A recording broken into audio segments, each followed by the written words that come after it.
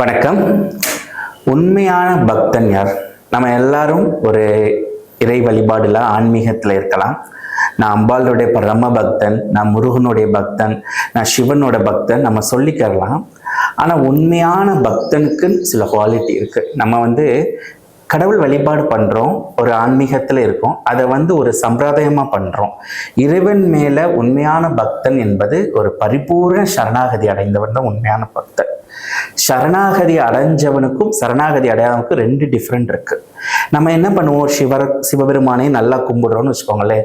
So அவருக்காக திருவண்ணாமலை போகிறோம், கிரிவலம் போடுறோம், திங்கக்கிழமை இருந்தால் அவருக்கு விரதம் இருக்கிறோம், சிவனுடைய மகிமைகள் பாராயணம், சிவ பாராயணம் பண்ணுறோம். எத்தனையோ அன்பர்கள் நான்லாம் பார்த்துருக்கேன். நான் சிவனை தவிர்த்து வேற யாரையும் கும்பிட மாட்டேன் அப்படிலாம் சொல்லுவாங்க. ஆனால் அவங்க லைஃப்ல ஒரு ப்ராப்ளம் வந்தோன்னே என்ன ஆகுதுன்னா, எனக்கு ஏன் இப்படி சிவன் கஷ்டம் கொடுக்குறேன்? நான் அவர் பாராயணம் தானே பண்றேன், அவருக்காக எவ்வளோ அபிஷேகம் பண்றேன், எவ்வளோ ஒரு நாள் உபவாசம் இருக்கேன், எனக்கு குடும்பத்துல ஏன் இப்படி இந்த பிரச்சனை வந்துருச்சு? நல்லா தானே என்னுடைய ஃபேமிலி போய்கிட்டு இருந்துச்சு அப்படின்னு அந்த மனதுக்குள்ள சில கொஸ்டின் வரும். சில பேர் என்னோட கவுன்சிலிங் வரும்போது என்கிட்டே சொல்லியிருப்பாங்க, இவங்கெல்லாம் எத்தனையோ வருடங்கள் அந்த சிவன் தான் உயிர் அவங்க வாழ்ந்துட்டு இருக்காங்க, இவங்க சிவ வழிபாட்டுல இருக்காங்க, இவங்க சிவபக்தன் ஆக முடியாது.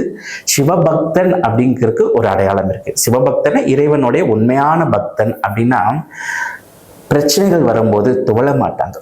அதாவது பக்தனை காட்டிலும் உண்மையான பக்தன் அப்படி என்னன்னா அவன் சரணாகதி அடைவான். இப்போ சரணாகதி அடைஞ்சவனுக்கும் சரணாகதி அடையாதவனுக்கும் ஒரே ஒரு டிஃப்ரெண்ட் தான். சரணாகதி அடையாதவன் புலம்புவான், நான் இவ்வளவு பூஜை பண்றேனே, இந்த வழிபாடு பண்றேன், இந்த விளக்கேத்துறேன், கடவுளே உனக்கு கொஞ்சம் கூட கருணை இல்லையா? ஏன் ஊர்ல உள்ள கொள்ளையடிச்சவன் கொலகாரெல்லாம் நல்லா இருக்கானே, நான் உன்னுடைய பூஜை தானே பண்ணேன், என் பொண்ணுக்கு ஏன் இப்படி ஒரு கஷ்டம் கொடுத்த, என்னோட லைஃப்ல என்னோட ஒய்ஃப்க்கு ஏன் இந்த கஷ்டம் கொடுத்த, என்னை ஏன் இந்த பணம் வாங்கி என்னை ஏமாத்தணும் அப்படி சதா புலம்பிக்கிட்டே இருப்பான். ஆனா அதே பிரச்சனை ஒரு உண்மையான பக்தன் சரணாகதி அடைஞ்ச நபருக்கு வரும்போது என்ன பண்ணுவான்னா, உனக்கு இவ்வளோ கருணை, என் மேல இவ்வளோ லவ்வா அப்படின்னு சிவபெருமானை பார்த்து அந்த உள்ளுக்குள்ள இருக்கிற இறைவன்கிட்ட பேசிக்கிட்டே இருப்பான்.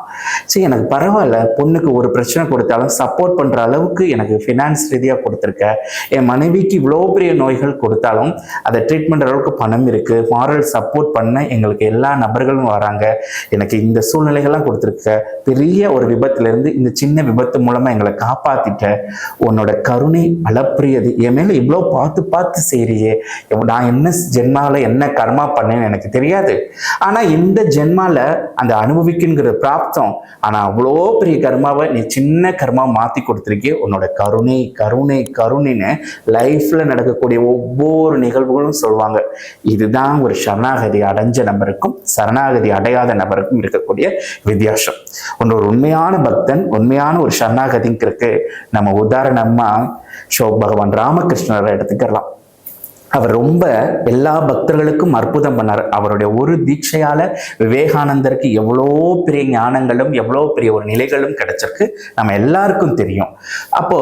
அப்பேற்பட்ட அவருடைய சில சீடர்ஸ்கள்லாம் சுவாமிகிட்ட சொல்றாங்க, அவர் ரொம்ப அந்த கேன்சரால அவதியுற்ற தருணம், நீங்க அம்பால ரொம்ப பக்தியா வச்சிருக்கீங்க, அம்மா அம்மா அம்மா அம்மான்னு அந்த காளி மாதாவை பூஜை பண்ணிக்கிட்டே இருக்கீங்களே, உங்களுடைய அருளால எத்தனையோ நபர்களுக்கு கஷ்டங்கள் நீங்குது, எத்தனையோ நோய்கள் தீருது, நீங்க அந்த அம்பாள்கிட்ட சொல்லி இந்த கேன்சரை சரி பண்ணிக்கிற கூடாதா அப்படின்னு அவங்க சீடர்கள்லாம் கேட்கும்போது அவர் சொன்னாரு, இந்த கஷ்டம் நான் அனுபவிக்கிறது என் அம்மாவுக்கு தெரியாமவா இருக்கும் அப்படின்னு அந்த சீடர்கள் பார்த்து அவர் சொல்றாரு, நான் இவ்வளோ கஷ்டப்படுறது அம்பாளுக்கு தெரியாம இருக்கும், இந்த அல்ப விஷயத்த போய் அம்மா எனக்கு இதை சரி பண்ணி கொடுன்னு நான் கேட்க மாட்டேனா, கேட்கறது எவ்வளோ நல்லாவா இருக்கும், இந்த கஷ்டம் நான் அனுபவிக்கிறது அம்பாளுக்கு இஷ்டம்னா அதுவும் ஒரு காரண காரியத்தோட இருக்கும் எனக்கு, அதனால அம்மா இஷ்டம், நான் இதை அனுபவிச்சுக்கிறேன், இதை நான் சரி பண்ணுன்னு கூட நான் ப்ரேயர் பண்ண மாட்டேன், என் வாழ்க்கையே அவ பாதம் அப்படின்னு சொன்னார்.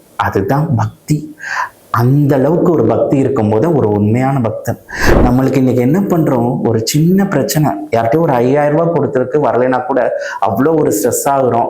சில ஒரு ஃபீவர் வந்திருக்கும், ஒரு டெஸ்ட் எடுப்பாங்க, ஒரு ட்ரிப்பு போடுவாங்க, அதுக்குள்ளேயும் உள்ள தெய்வத்துக்கு மேல ஏன் இப்படி இப்படின்னு புலம்ப ஆரம்பிப்பாங்க.